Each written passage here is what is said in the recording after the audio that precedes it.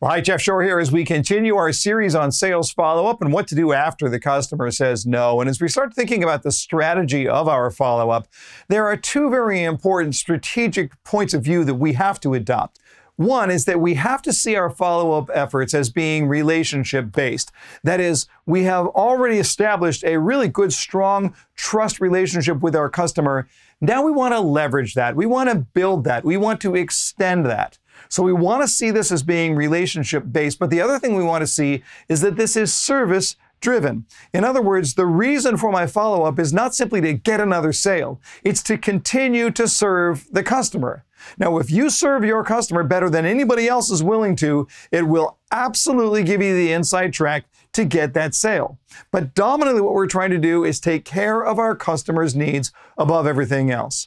Now, in order to do that, there are a couple of what I call sales superpowers, a couple of things that will really separate you out from everyone else. And the first of those is speed.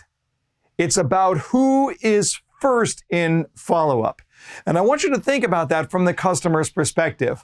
When you meet with that customer and you build that rapport and they've got a good relationship and they like you and they trust you, and then you part ways because the customer has not yet made a purchase decision.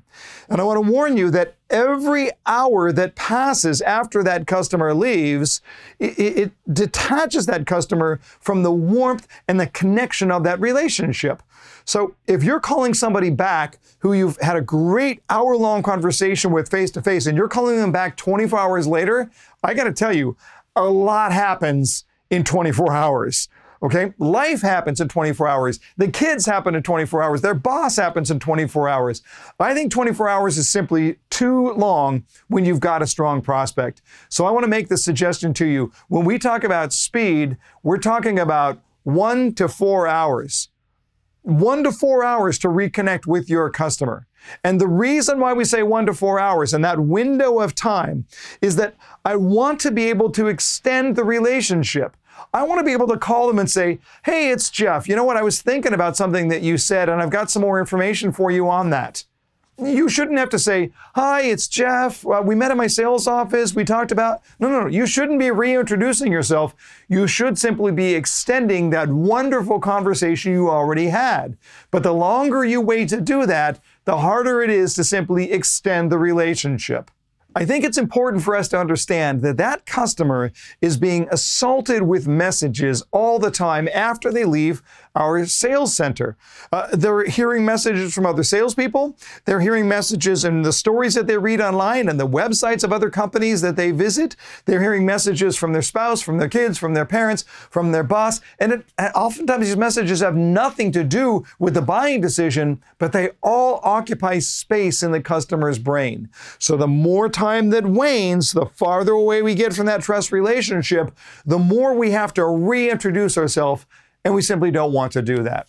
So I want you to really be working on that this week. I want you to think about follow-up that takes place between 1 and 4 hours. I do think it makes sense to wait at least an hour after that conversation because it might be a little bit awkward. Unless you have something that's really going to help that customer right away, fine, call them sooner.